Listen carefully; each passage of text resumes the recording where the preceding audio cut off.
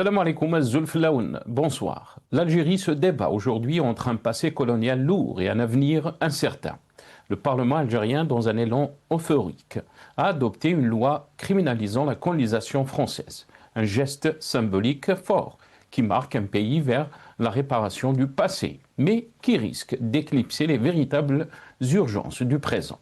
Le Parlement censé représenter le peuple semble pourtant déconnecté de la réalité quotidienne de la majorité des Algériens. Si la loi sur la colonisation est importante pour l'histoire et la mémoire collective, elle ne résout pas les problèmes actuels.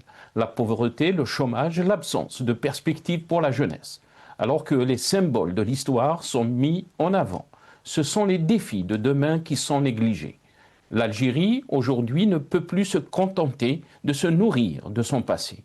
Le pays a besoin de réformes profondes, d'une économie dynamique, d'un système éducatif adapté aux exigences du monde moderne et surtout d'un avenir pour ces jeunes. Pourquoi ces jeunes partent-ils? Pourquoi des milliers d'Algériens choisissent-ils l'exil? En grande partie vers la France. La réponse est simple. L'Algérie ne leur offre pas les perspectives qu'ils recherchent. Dans un pays où les espoirs se heurtent à une économie stagnante, une gouvernance qui peine à se renouveler, un système politique opaque. Les jeunes Algériens cherchent ailleurs ce que leur pays ne semble pas pouvoir leur offrir, des opportunités, de l'avenir et de la liberté. La loi sur la colonisation, bien que porteuse de symboles forts, ne répond donc qu'en partie aux véritables aspirations du peuple. L'Algérie a besoin de se réinventer, de se tourner résolument vers l'avenir en adoptant des réformes économiques, sociales et politiques qui placent la jeunesse au centre de ses préoccupations. Il est crucial que le pays cesse de se replier sur son passé et commence à bâtir un avenir où chaque citoyen peut croire en un futur meilleur, ici, sur sa propre terre. Le discours euphorique qui entoure cette loi ne doit pas masquer une vérité évidente. Les défis actuels de l'Algérie sont immenses et la solution ne réside pas dans les symboles, mais dans les actes concrets. La relation avec la France, elle aussi, doit évoluer. Si la loi sur la colonisation a provoqué une réaction virulente de Paris, il est impératif que les deux pays, forts de leur histoire, cherchent des solutions pragmatiques pour avancer ensemble. La réconciliation entre les peuples ne passe pas seulement par la reconnaissance du passé, mais aussi par la construction d'un avenir commun. L'Algérie est à un tournant. Le moment est venu de dépasser les clivages historiques et de se concentrer sur les véritables priorités. Offrir à sa jeunesse des perspectives, des opportunités et un avenir digne. Ce n'est pas par la nostalgie ou par la politique de l'immobilisme que l'Algérie progressera, mais par un renouveau qui place l'avenir des générations futures au cœur de son projet national. Nous en débattrons avec nos invités juste après cette petite intro.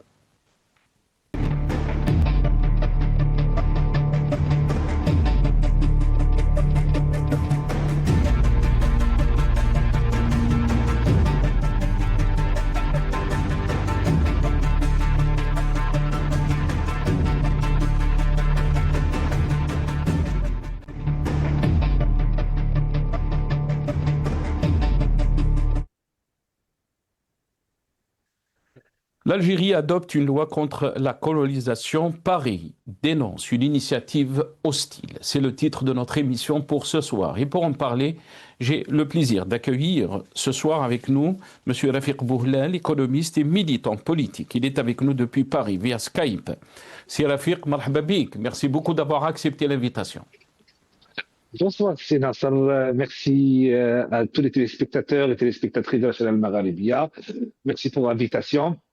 Un chaleureux bonjour à toute la régie, ainsi qu'à votre invité, c'est Jamel Gsoum, ici présent ce soir. Merci beaucoup, Rafiq Bouhlal. Vous m'avez devancé, donc effectivement, Jamel Gsoum est avec nous aussi ce soir, analyste politique. Il sera avec nous aussi depuis Paris via Skype. Jamel Gsoum est avec nous. Très content, Jamel Gsoum, de vous avoir avec nous ce soir. Merci d'avoir accepté l'invitation. Marhaba bik. Merci beaucoup. Merci beaucoup à vous et à l'ensemble du peuple algérien et de la régie. Merci. Marhaba bik, Jamal Ghessoum, merci d'avoir accepté l'invitation. Avant de vous donner la parole, donc Rafiq Bouhlel, Jamal Ghessoum, d'abord on va passer quelques titres de la presse nationale donc, concernant le thème de ce soir. Et on va commencer avec un titre de l'APS. L'APS qui a titré donc Criminalisation de la colonisation française en Algérie, une étape vers la préservation de la mémoire contre l'effacement ou la falsification, a titré donc l'APS. Maghreb émergent, populisme, abandon, décalage. La loi sur la déchéance de la nationalité fait polémique. On va revenir aussi sur cette loi qui a été votée au même moment que la loi criminalisant donc la colonisation française, la loi sur la déchéance de la nationalité.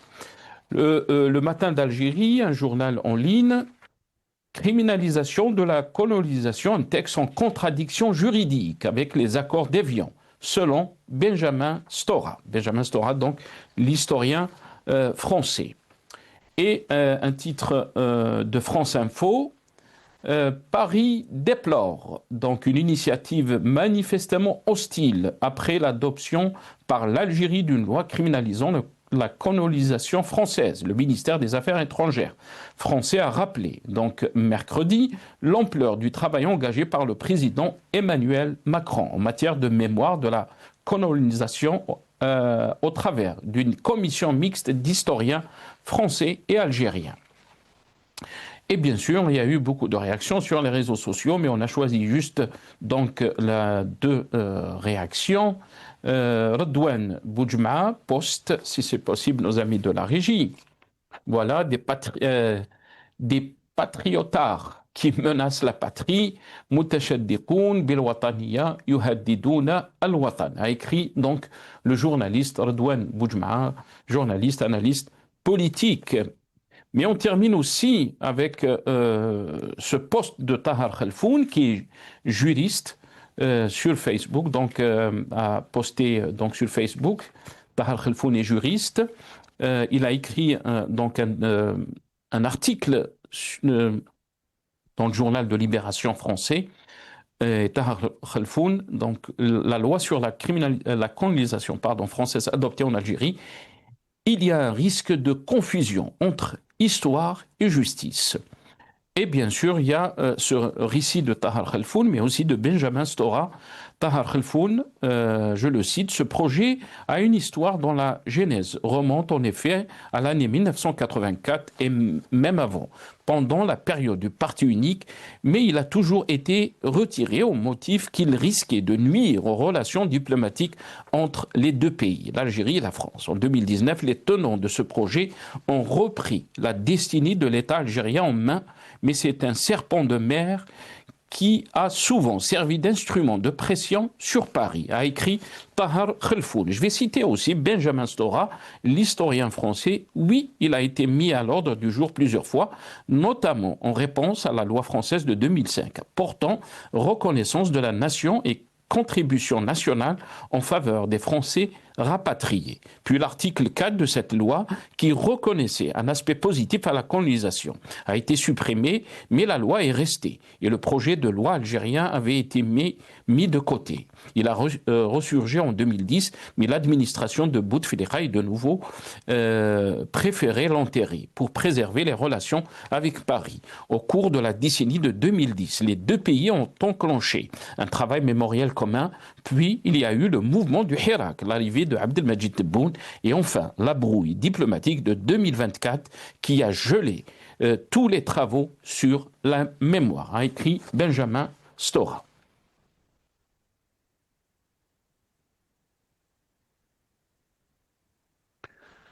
Voilà, donc avant de vous donner la parole à Rafiq Bouhlel et Jamal Ghessoum, on va regarder ces images de l'ENTV donc, et les lois qui ont été votées ou adoptées par le Parlement.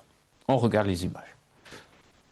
بداية صوت نواب المجلس الشعبي الوطني برئاسة رئيس المجلس إبراهيم بوغالي اليوم بالإجماع على جملة من مشاريع قوانين تتعلق بمقترح قانون لتجريم الاستعمار الفرنسي بالجزائر وقانون عضوي يتضمن القانون الأساسي للقضاء وكذا مشروع قانون يحدد القواعد العامة المتعلقة بخدمات الثقة للمعاملات الإلكترونية والتعريف الإلكتروني ومشروع قانون يتضمن قانون المرور في جلسة علنية خصصت للتصويت على مشاريع ومقترحات قوانين هامة من ضمنها اقتراح قانون يعدل ويتمم الأمر رقم 86/70 المتضمن قانون الجنسية الجزائرية. Voilà toutes les lois qui ont été adoptées donc cette semaine au Parlement, à l'AMP, mais on va voir cette loi criminalisant donc la colonisation française. المجلس الشعبي الوطني قد صوت بالإجماع على اقتراح قانون يتعلق بتجريم الاستعمار الفرنسي بالجزائر بكامله.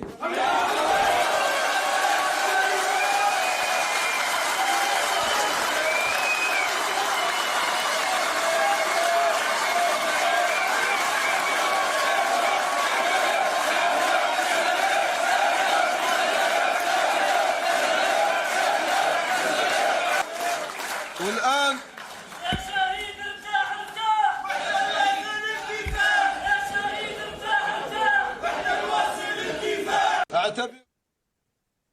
Voilà, donc le vote de cette loi, mais aussi les slogans qu'on a entendus dans l'enceinte du Parlement. الجيش الشعب خوا خوا.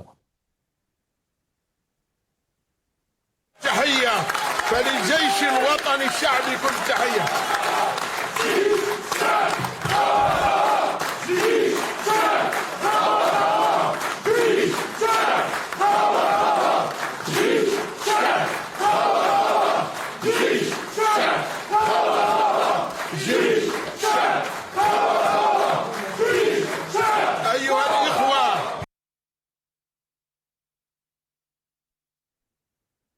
Jamal Ksou, je vais commencer cette émission avec vous.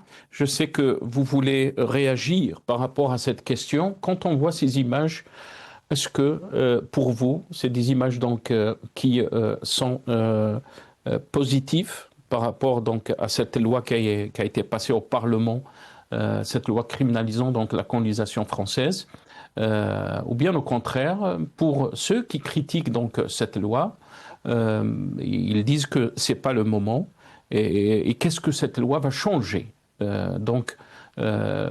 concernant notre relation avec la France et pourquoi impliquer l'armée quand on entend des slogans comme ça du Shab Khawa Khawa dans un parlement, des parlementaires censés représenter le peuple, pourquoi donc ce slogan aussi se sont posé la question ceux qui ont critiqué donc les scènes qu'on vient juste de voir. Jamal Ksou.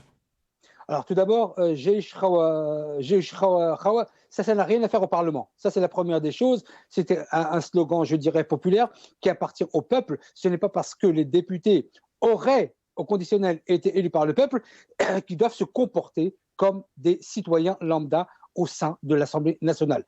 Ce slogan n'a rien à faire dedans. Ensuite, sur la question de la criminalisation de la colonisation française, j'ai quelques remarques à faire. Benjamin Stora a tout à fait raison d'expliquer que, suite aux accords d'Évian, il ne devait plus être évoqué la question de la colonisation de 1830 à 1962. Ça, c'est un fait. Mais ça aurait été possible à deux conditions. D'abord, la première, c'est que la France arrête non seulement de s'attaquer à l'Algérie comme elle l'a fait en 2005, vous l'avez précisé, en voulant voter une loi précisant les bienfaits de la colonisation. Vous imaginez un génocide de plus de 6 millions d'Algériens, un bienfait. Donc ça, c'était la première provocation en 2005.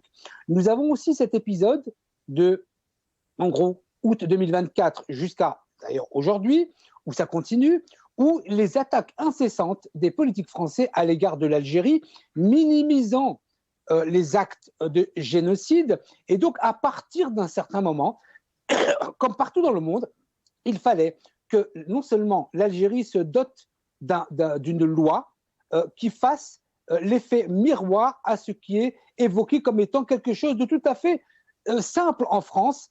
On connaît pour ceux qui sont profondément algériens et qui sont profondément justes les catastrophes humaines qui se sont déroulées durant 132 années. Donc, à partir d'un certain moment, il faut que l'Algérie se dote d'un cadre légal. Ça ne veut pas dire qu'elle va obtenir ce qu'elle veut, mais en tout cas, elle pose un acte juridique, un acte politique à ce qui est complètement rejeté depuis pratiquement 63 ans et qui est banalisé en France. Et de ce point de vue, moi je dis, au même titre que la Shoah d'ailleurs, il y a eu des accords du Luxembourg entre la France et l'Allemagne et des représentants israéliens. Bon, j'imagine que M. Bouhelel serait d'accord avec cet accord, mais pas celui de l'Algérie. J'imagine quelques secondes, mais il va pouvoir nous le dire.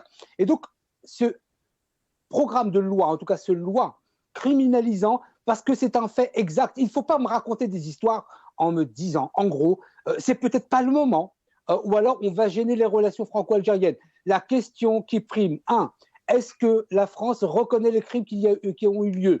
2, est-ce qu'il n'est pas inhumain, scabreux et génocidaire que de conserver des crânes humains, des dizaines de milliers de crânes humains dans un musée comme un trophée pour des chasseurs? Et donc, la France n'a pas encore compris, je pense, la France politique n'a pas encore compris les désastres qu'elle a fait en Algérie. Et jusqu'à aujourd'hui, jusqu'à cette minute, ils banalisent cela. Et donc, l'Algérie devait se doter de cet arsenal juridique, politique et diplomatique. Maintenant, je pense que la France aura un peu plus de mal, en tout cas la France politique aura plus de mal à s'attaquer sur l'Algérie. Mais Djemal Ghassoum, quand Benjamin Stora dit que ce texte est en contradiction juridique avec les accords d'Évian, puisque on parle de la période donc, de colonisation de 1830 jusqu'à 1960. Tout à fait. Est-ce que vous pensez aussi, pour vous, il y a un problème juridique concernant cette loi? Même en l'appliquant, ça sera difficile de l'appliquer, puisque les accords d'Évian aussi, et peut-être je vais passer la parole à notre ami Rafik Bouhelel. Vous voulez réagir très rapidement? Non, sur ça très rapidement. C'est ce que j'ai dit dans mon propos liminaire. J'ai dit que les accords d'Évian ne permettent pas d'eux. Mais quand la France se permet d'attaquer l'Algérie sur cette question-là, en disant on a bien fait les bienfaits de la colonisation, vous ne pouvez pas nous demander de ne pas réagir. Donc respectez la loi et respectez l'histoire. La France n'a pas respecté l'histoire, donc nous ne respecterons pas cela. Très bien. Rafik Bouhelel. Eh bien, j'aimerais rassurer Ghassoum en donnant ma position. Ce qu'a fait le nazisme avec les Juifs, c'est un crime contre l'humanité. Ce qu'a fait le nazisme en Europe et notamment en France, c'est un crime contre l'humanité. Ce qu'a fait la France en Algérie est un crime contre l'humanité. Et au-delà de ma position qui est très simple, très claire et sans équivoque, rappelons que le président de la République, Emmanuel Macron, en 2017, lui-même, avec ses propres paroles, a qualifié la colonisation de la France en Algérie comme un crime contre l'humanité. Donc ceci, c'est ma position, elle est claire, nette et sans détour. Concernant les images folkloresques, les images clownesques d'un parlement illégitime, de députés illégitimes qui brandissent les drapeaux de l'Algérie dans l'hémicycle et qui prennent l'avion le soir pour monter à Paris et qui disent votons la loi pour la criminalisation de la colonisation française en Algérie. Il faut un certain minimum d'intelligence. Malheureusement, c'est des députés qui sont loin d'être intelligents et ni instruits et ni disposant d'aucun niveau. Quand on veut voter une loi, il faut penser, est-ce qu'elle est applicable ou pas? Comment peut-on voter une loi qui ne sera pas possible d'appliquer au niveau international?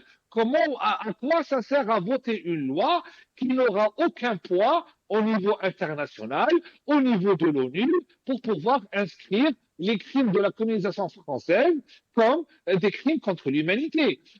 Il faut savoir que cette loi n'a aucune valeur, n'a aucun poids, sachant que les accords déviants, comme l'a stipulé Sigsoum, on a une loi qui est dans l'article 10 ou 11, si je ne me trompe pas, précise que tous les crimes commis avant mars 1962 sont totalement amnistiés. Il y a un deuxième article dans les accords d'Évian où l'Algérie autorise la France à faire les essais nucléaires jusqu'en 1967 avec l'accord du gouvernement algérien et l'accord de l'Algérie qui ont été négociés en mars 1962. Alors que c'est ça, l'accord d'Évian est un accord international qui a une validité au niveau international, alors que cette loi qui a été votée au Parlement n'a aucune valeur et n'a aucun poids. Et moi, je pense honnêtement et sincèrement que, effectivement, la France devrait reconnaître les crimes qui ont été commis en Algérie. Mais dans quelles conditions? Il faut que les deux pays soient dans une très, très, très bonne relation. Puisque l'Allemagne a reconnu ces crimes contre la France, qu'elle a commis et contre l'Europe en général et contre les peuples juifs, effectivement, on aurait pu obtenir cette reconnaissance, mais dans un cadre calme, avec des bonnes relations, etc. Mais là, on voit que malheureusement, cette loi a été votée de manière express, parce qu'on sait très bien comment cela fonctionne. Les services secrets et les généraux qui gouvernent l'Algérie prennent le téléphone, décident, et derrière, les parlementaires appliquent. Car en réalité,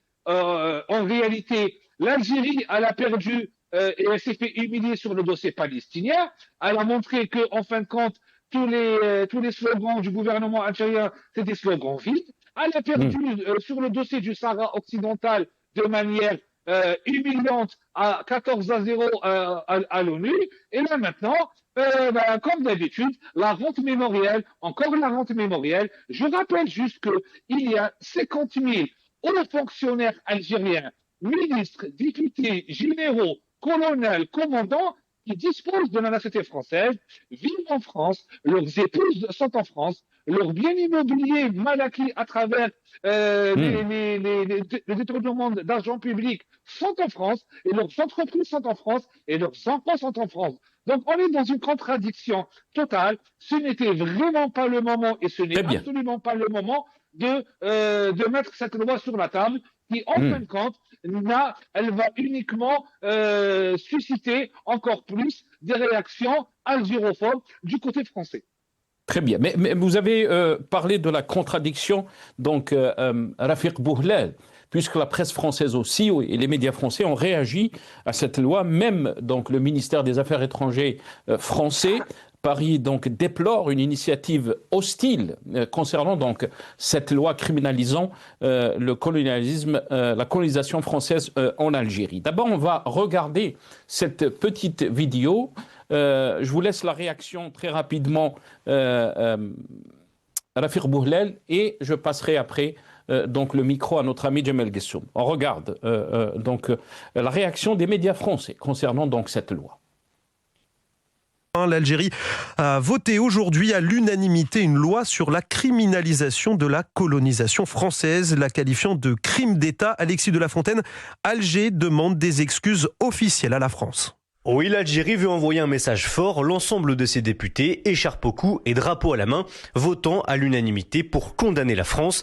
Mais dans les faits, cette décision n'a aucune portée internationale, n'impose aucune contrainte à la France et n'a surtout aucune légitimité selon le droit international.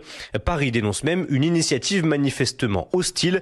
L'Algérie souhaite surtout relancer la guerre mémorielle avec la France et tente de faire oublier sa situation économique et sociale très compliquée. L'Algérie.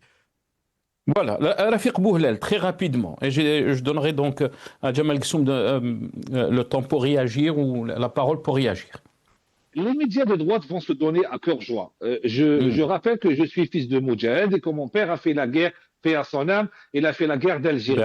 Donc, je suis totalement pour que la France reconnaisse les crimes commis en Algérie, mais cela doit se faire dans des conditions où il y a une très bonne entente entre les deux pays, une réelle coopération entre les deux pays, et à ce moment-là, la reconnaissance, elle vient de manière naturelle, sachant que, encore une fois, même le président de la République, Emmanuel Macron, a qualifié la colonisation de crime contre l'humanité. Donc, il y avait toutes les conditions requises si on n'avait pas un gouvernement de dictateurs qui pense uniquement à essayer d'avoir un peu de cohésion nationale à travers la rente mémorielle, encore et toujours, alors qu'on a besoin de relations économiques, on a besoin de relations diplomatiques apaisées, on a besoin de relations bilatérales à long terme, on a besoin de regarder vers l'avenir sans oublier le passé. Et à ce moment-là,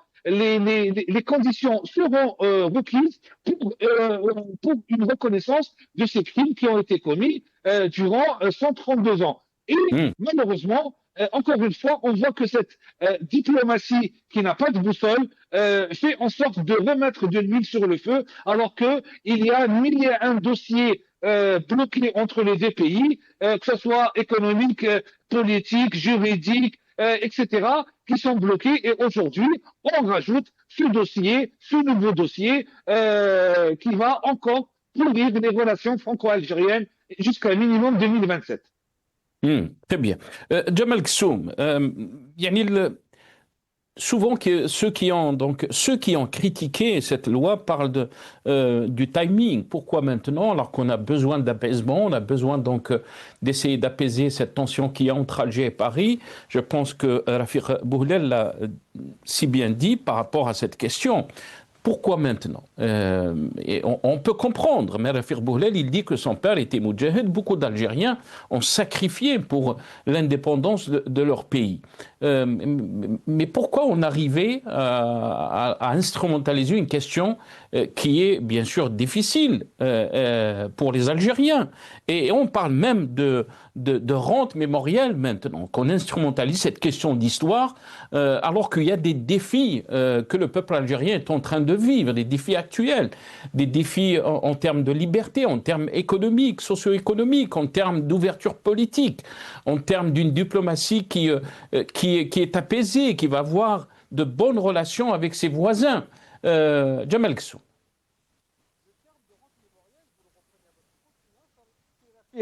Le dit également, mais c'est aussi ce qu'a dit le président Macron en novembre 2021 à l'Élysée lorsqu'il avait reçu des enfants d'Arki. Donc il y a quand même un petit fil conducteur qui est pas mal. Ensuite, sur la question de la finesse politique et diplomatique, je rappelle juste à Rafiq que lorsque le président Macron a parlé de crimes contre l'humanité, c'était le candidat Macron. Ça n'était pas le président Macron. Parce que depuis qu'il est président, il ne l'a jamais redit. Donc, il l'a dit le 17 février 2017, 2 mois avant les élections, à Alger, comme l'ont fait tous les présidents français avant chaque élection présidentielle, c'est-à-dire se rendre à Alger parce que non seulement il y a l'argent à Alger, et ici, il y a les franco-algériens qui votent. Donc, je dis à Rafiq, vous faites erreur, ça n'est pas le président Macron qui l'a dit, c'est le candidat Macron. Ensuite, la question que vous posez est pourquoi maintenant? D'abord, je dirais pourquoi pas maintenant, mais je vais aller au fond des choses sur pourquoi maintenant. Parce que la guerre d'Algérie qui était appelée jusqu'à Lionel Jospin, 99-2000, était appelée les événements d'Algérie. C'était déjà minoré ce qu'était qu'une guerre. Ensuite, le terme a été changé, on a accepté le terme de guerre d'Algérie puisqu'il ne pouvait plus y avoir de poursuites, même de particuliers, sur les exactions et les génocides commis en Algérie. Ensuite, pourquoi maintenant? Mais parce que simplement, ça fait depuis 1 an et demi que la France politique, je dis bien la France politique, attaque l'Algérie. Il y a eu un décompte, je crois. En 1 an, la télévision française a cité l'Algérie 24 000 et quelques fois. Donc, à partir d'un certain moment où le seul pays au Maghreb et le seul pays en Afrique qui est attaqué, c'est l'Algérie, sur des thèmes qui devraient être aussi ceux de la Tunisie et ceux du Maroc, notamment la question des OQTF, puisqu'on respectait au même pourcentage les OQTF, que ce soit en Tunisie ou au Maroc, mais que l'Algérie qui est visée. Donc, L'Algérie. Mais comment expliquer, Jamal Ghassoum, excuse, comment expliquer dans ce cas, en 2024, dont l'interview a été accordée par Majid Tebboune, où il déclarait qu'il parlait de sa visite en France, d'une visite historique, avant même donc cette reconnaissance de la France, ou de changement de position de la France concernant le Sahara occidental. Oui. Abdelmajid Tebboune parlait d'une visite historique en France. Et il y avait de bonnes relations avec la France. Oui. Et jamais un président français n'est parti aussi loin en termes de reconnaissance donc mémorielle. Macron a fait des pas et c'est ce qui a été dit. Même Abdelmajid Tebboune a parlé de son amitié avec Macron et du respect qu'il avait donc au président Macron. Pourquoi donc tout d'un coup, tout a changé, tout a basculé d'après vous? D'abord, Sinas, vous faites exactement la même erreur que Sir Rafik, c'est-à-dire que jamais aucun président n'a fait de telles déclarations. Je le dis et je le redis, si vous voulez me contredire, apportez-moi les éléments. Le président Macron, je dis bien le président Macron, n'a en termes politiques et diplomatiques fait aucune déclaration sur la reconnaissance du génocide en Algérie. Il était candidat, vraiment, je tiens à le souligner parce que c'est important. Le président Tebboune, mars-avril, je crois, mars-avril, avait effectivement évoqué sa visite en septembre 2024. En juin, parce que vous voulez comprendre l'escalade, je vais vous l'expliquer, en juin 2024, le président Macron a rencontré le président Tebboune en Italie. Je crois que c'était le G5 ou le G20, où le président Macron a dit « Je te préviens, je vais reconnaître la marocanité du Sahara occidental ». Que lui avait dit le président Tebboune? Vous allez perdre l'Algérie. À partir de ce moment-là, le président Tebboune, n'allait pas venir 2 mois après la reconnaissance de la marocanité du Sahara occidental. En France, il faut être sérieux et d'ailleurs, il faut remettre les choses dans leur ordre.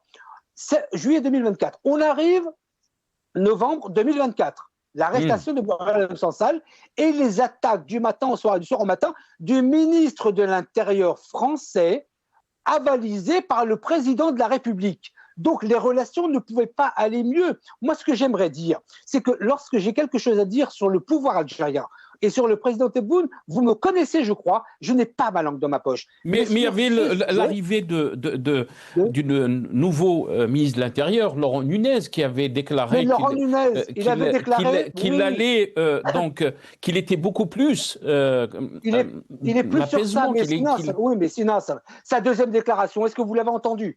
Il y a eu une deuxième déclaration, il ne faut pas entendre que la première. Il ne faut pas avoir une mémoire sélective, partielle et partiale. Qu'a-t-il dit dans sa deuxième déclaration, Laurent Nunez? Il a dit « nous serons exigeants, donc nous allons exiger des choses ». Et donc, il retombe dans le même format, peut-être moins violent, mais d'un point de vue politique, il a les mêmes déclarations que de Bruno Retailleau. Donc, ne vous trompez pas sur l'ordre et la signification. Et avant de laisser la parole, le président Macron, en tant que président, n'a fait aucune déclaration pour reconnaître ce qui s'est passé en Algérie. C'était le candidat Macron, pas le président Macron. Très bien.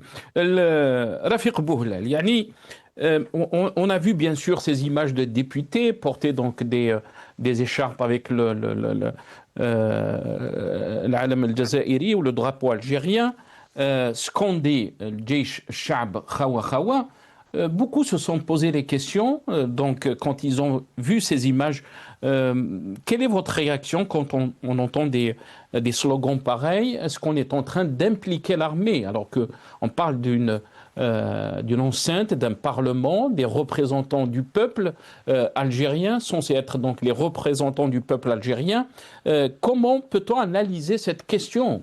Est-ce que c'était légitime de scander donc ce slogan, le Jaish Sha'b Khawa Khawa, ou bien au contraire, on a impliqué l'armée dans le champ politique et ce n'est pas faire faveur à l'armée? Qu'est-ce que vous en pensez? Je pense sincèrement que encore une fois, c'est une preuve qui démontre que le Parlement algérien est un Parlement illégitime et que les députés sont députés qui ne représentent pas les peuples et qu'ils représentent plusieurs factions de la junte militaire et des lobbies de l'armée algérienne vous avez vous avez un côté de l'armée qui est sous le commandement de Chengrera. Vous avez un autre tiers des députés qui est sous le commandement des services secrets et de l'État profond, toujours sous la grande influence de général Mohamed Medine alias Toufiq. Et vous avez un autre tiers qui est sous l'influence de la présidence de la République, de Boualem et de Abdelmajid Tebboune. Donc, cela montre que le Parlement algérien ne représente pas le peuple. Le peuple n'a pas voté pour eux, ni de près ni de loin.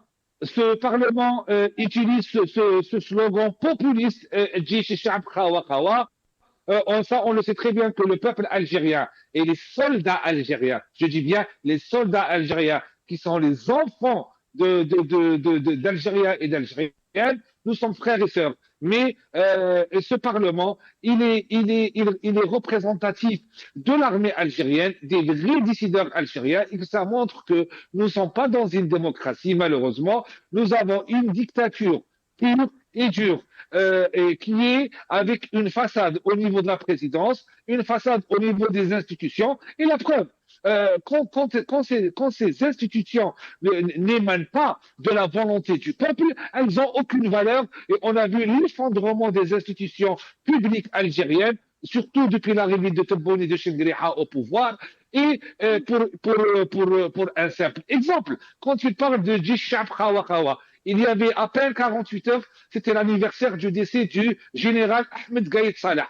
Aucune télévision, aucun député, aucun responsable politique n'a cité son nom, n'a dit Rabbi Rahmo, il n'a montré, ils ont fait aucune référence, alors que c'est lui qui a installé Abdelmajid Tebboune au pouvoir. Pour vous dire aujourd'hui que ces députés ne fonctionnent uniquement que pour leurs protecteurs et pour ceux qui les ont installés, à savoir les différentes factions de l'armée algérienne et des services secrets et de la présidence de la République. Très bien, restez avec nous. Rafiq Jamal Ghassoum, si vous voulez réagir, bien sûr, il n'y a pas de problème.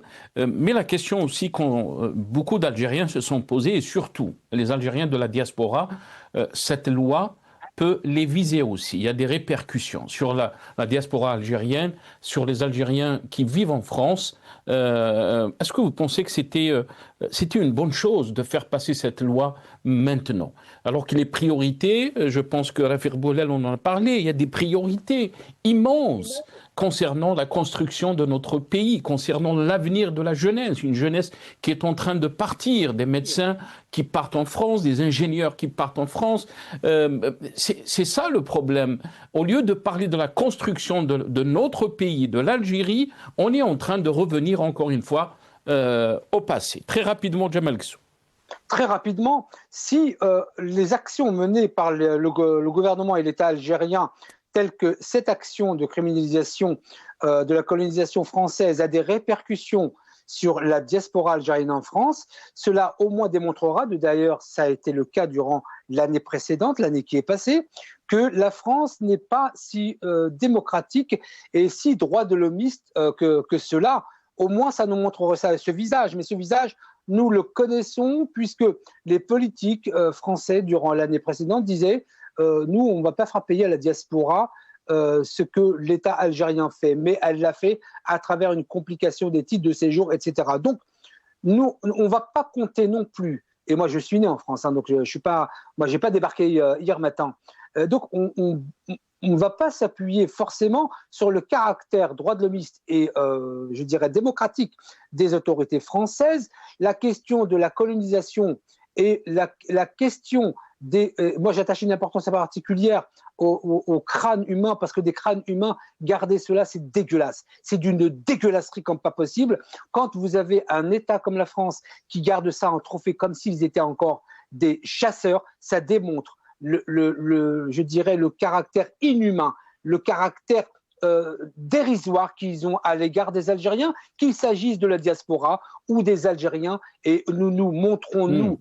Mais la question aussi, Djamel Guessou, même ceux qui ont donc combattu la France, qui ont donné leur vie, on parle des grands moudjahids, d'une grande partie du peuple algérien, vous avez parlé des millions, n'ont pas pensé à faire cette loi.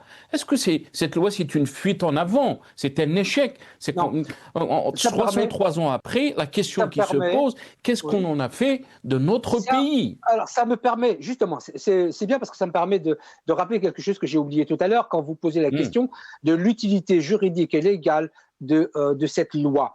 L'Algérie pose un acte politique et un acte diplomatique. Il n'est pas question pour l'État algérien de mettre en place une loi pour obtenir quelque chose. Ça n'est pas ça la démarche.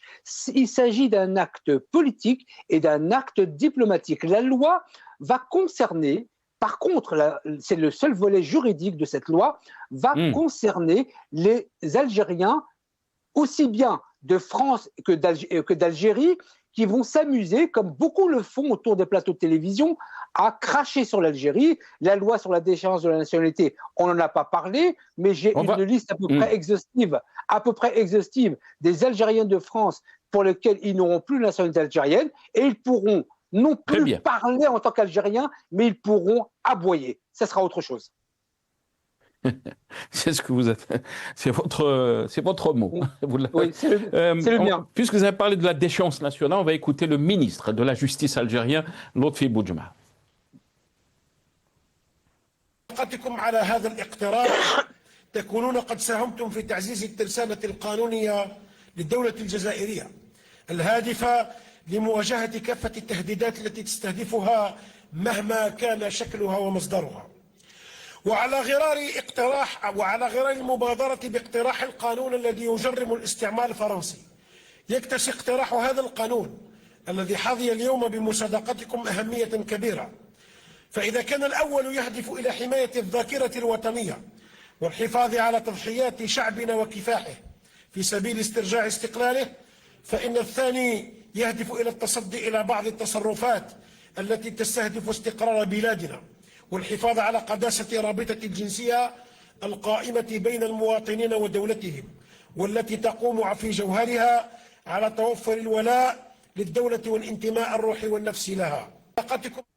Voilà, le ministre de la Justice algérien, Lotfi Boudjma, sur la loi qui a été aussi approuvée, votée par le Parlement, la loi concernant la déchéance de la nationalité.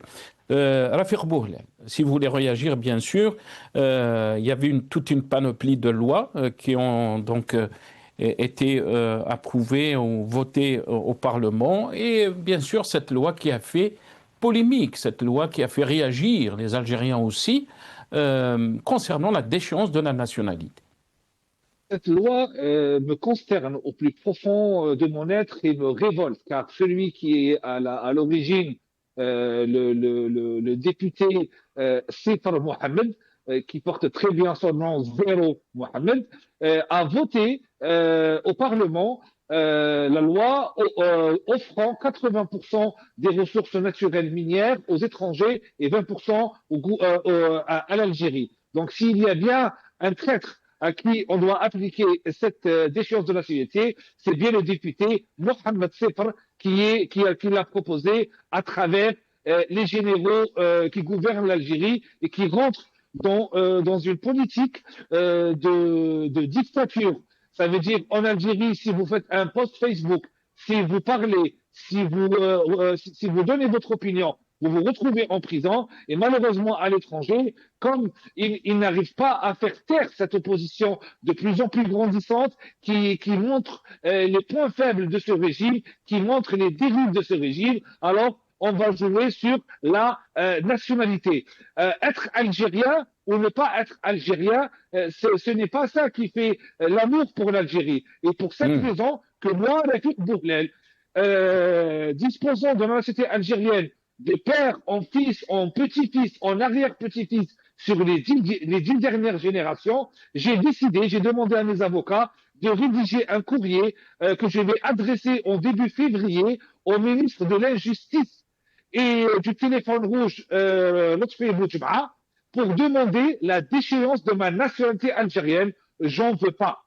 Aujourd'hui, je ne souhaite pas garder cette nationalité algérienne et la partager avec un gouvernement de dictateurs, avec un gouvernement de corrompus, avec un gouvernement de voyous qui ont fait de la nationalité algérienne un bien privé, qui ont fait de l'Algérie un bien privé, qui veulent rendre le peuple algérien un peuple soumis, un peuple composé de moutons. Je rappelle le ministre algérien et je rappelle le président Abdelmajid Tebboune que nous sommes nés, que nous sommes nés de cette guerre qui a fait de nous, qui a forgé nos mentalités, et que c'est pour cette raison je n'ai aucune fierté de partager cette nationalité avec ce régime, et c'est pas pour autant que je vais me taire pour défendre l'intérêt de mon pays, et c'est pas autant que je vais me taire pour les critiquer matin, midi et soir jusqu'à ce qu'ils Restez avec nous, Rafiq Bouhlel.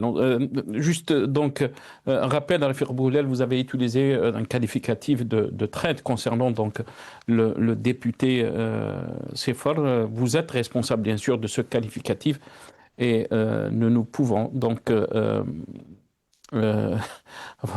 prendre la responsabilité donc de ce qualificatif. Jamal Ghessoum, cette loi, bien sûr, on a entendu Rafiq Bouhlel a fait réagir beaucoup d'Algériens et même on a vu le poste de Nasser Djabi, qui est sociologue, qui a critiqué cette loi.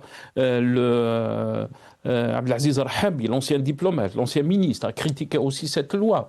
Votre réaction, très rapidement, parce qu'il ne me reste pas beaucoup de temps. Très rapidement, il n'existe pas un pays au monde qui ne dispose pas d'un tel arsenal juridique. La France en dispose un. L'article 410 du Code de procédure pénale, vous ne répondez pas au service national, vous pouvez être déchu de votre nationalité. Donc il n'existe pas un seul pays au monde qui ne l'a pas.